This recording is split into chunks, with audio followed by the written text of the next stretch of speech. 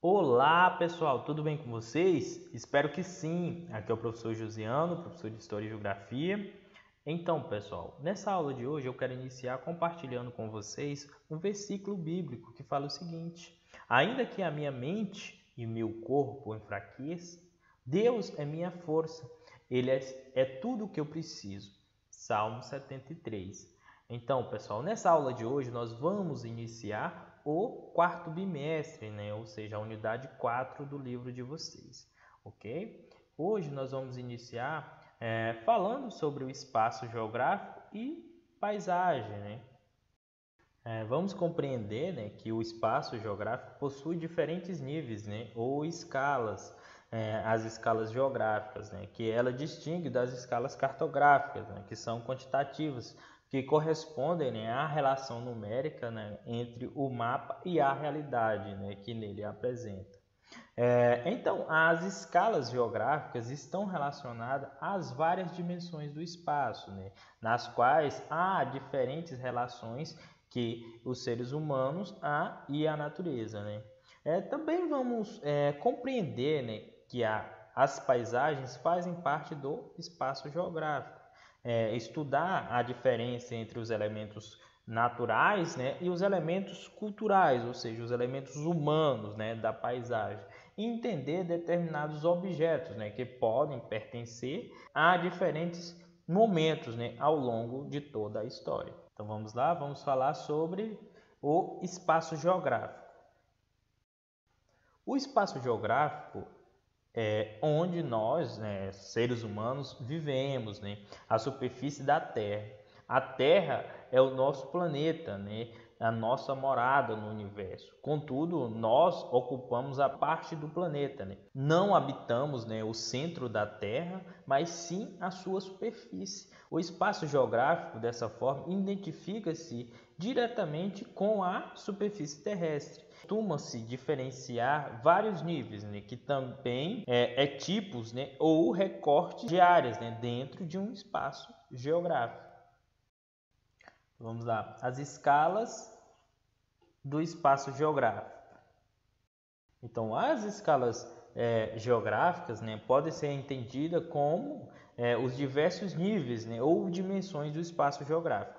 A superfície terrestre, né, por exemplo, tem a dimensão enorme, né, uma dimensão global ou planetária, né, e ela pode ser dividida em continente, ilhas, né, ocupado por povos, né, que formam países, né, e por sua vez podem ser divididos por regiões, estados ou províncias, né, países, né, e também os municípios, né.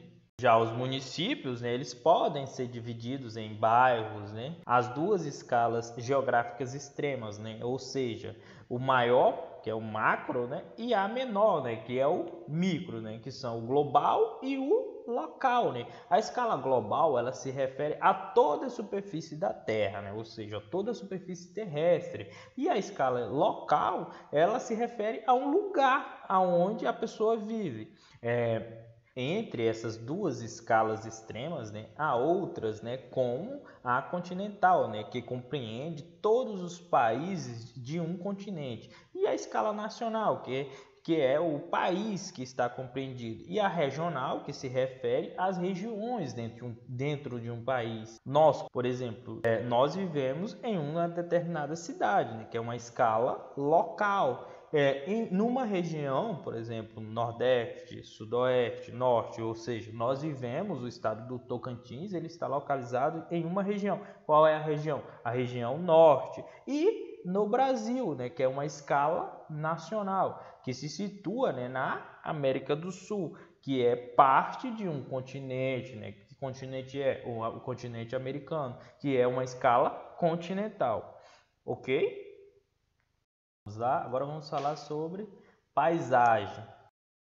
Nos arredores existem diferentes paisagens, né? Ruas, avenidas, praças, casas, prédios, lojas, matas, morros, entre outros, né? São alguns dos elementos que podem fazer parte dela, né? Frequentemente, as paisagens é definida pelo alcance da sua visão, ou seja, por aquilo que conseguimos ver, por exemplo, de um mirante, de alto de um prédio, ou de uma montanha, ou até mesmo em uma foto. tudo isso é considerado uma paisagem. Mas a paisagem não envolve apenas a visão, né? Mas também outro sentido, né, que possuímos. Por exemplo, o ser humano ele percebe a paisagem de forma complexa, né, refletindo sobre ela a partir de seus conhecimentos prévios, né, como a base de sua vivência e de suas experiências. A paisagem ela pode ser percebida pelo ser humano por meio de seus sentidos, né? A visão, o olfato, né, que permite notar diferentes odores, né? Por exemplo, a presença de algum esgoto ou de flores, né, no ambiente.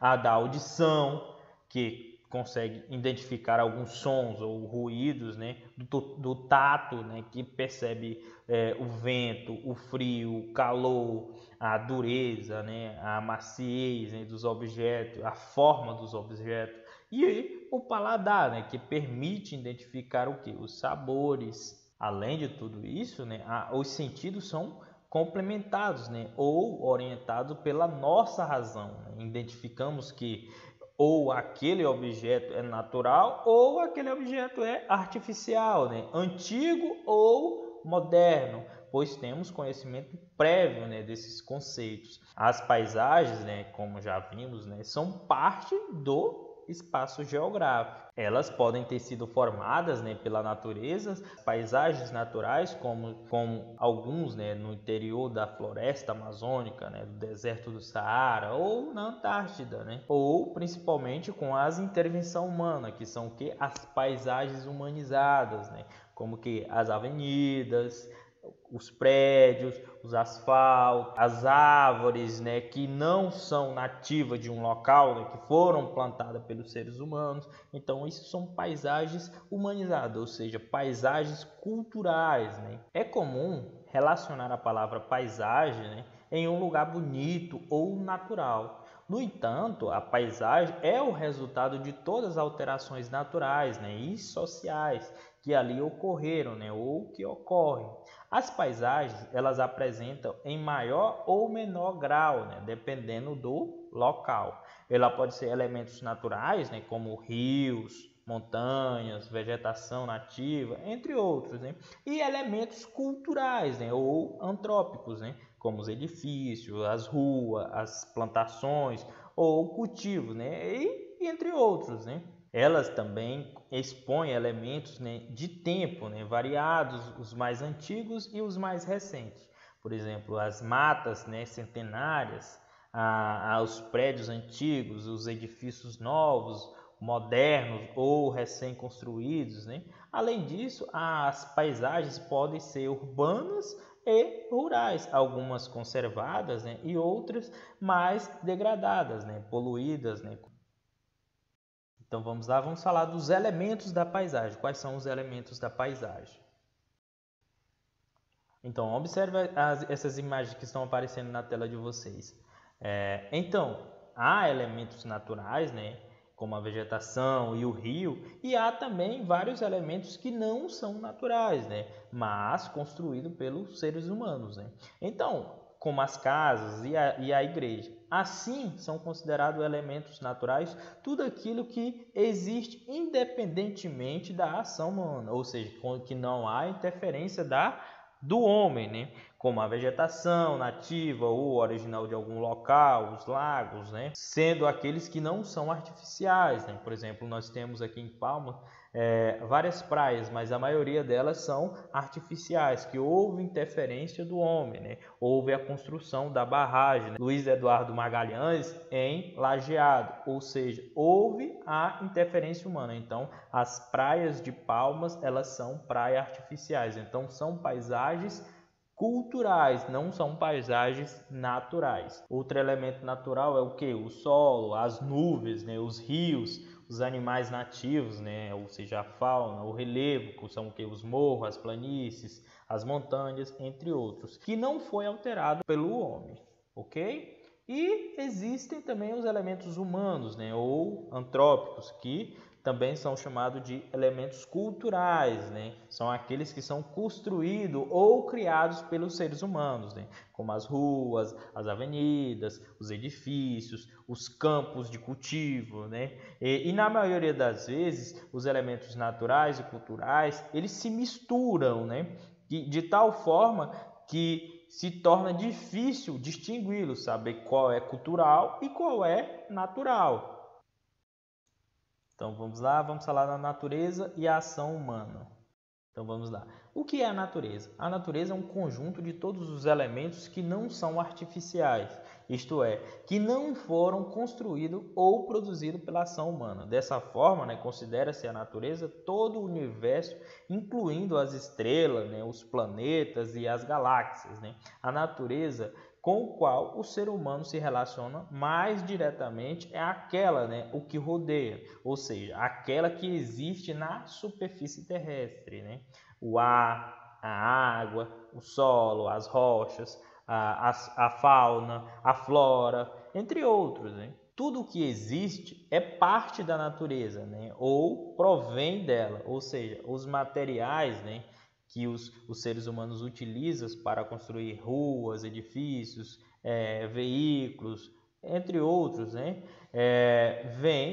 Tem origem da natureza, né? Que são chamados o quê? A matéria-prima, né? Mas esses materiais eles não são encontrados prontos na natureza.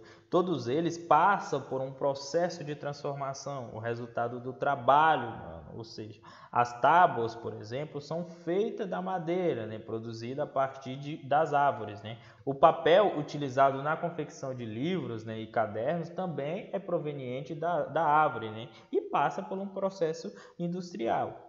Já os parafusos, né, e os pregos de aços originais de minerais, né, extraídos do subsolo da Terra, precisam de ser bastante modificados, né, para chegar ao formato final. Para se obter o aço, são utilizados, né, minérios de ferro e o carbono, principalmente. Vamos lá, vamos falar sobre a transformação da paisagem. Na leitura das paisagens, um aspecto importante é a passagem de tempo, que é possível comparar as paisagens atuais com as paisagens do passado, né, de diversas épocas, por meio de documentos antigos, né, como fotografias, ilustrações, também texto. Esses documentos podem nos mostrar lugares, né, onde nunca estivemos, e paisagens de épocas passadas, né, quando ainda não havíamos nascido. Numa mesma paisagem, coexistem elementos que são produzidos, né, pela natureza há milhões de anos, né, como o relevo terrestre, os rios, né, e elementos que foram construídos, né, pelos seres humanos, né, em diferentes épocas da história. É importante lembrar, né, que, embora haja exceções, né, os elementos naturais são bem mais antigos do que os elementos culturais. Quando nos referimos ao surgimento e à formação e transformação do planeta Terra, pensamos em uma escala de tempo que pode ser contada, né, em milhares, milhões e até bilhões de anos, né?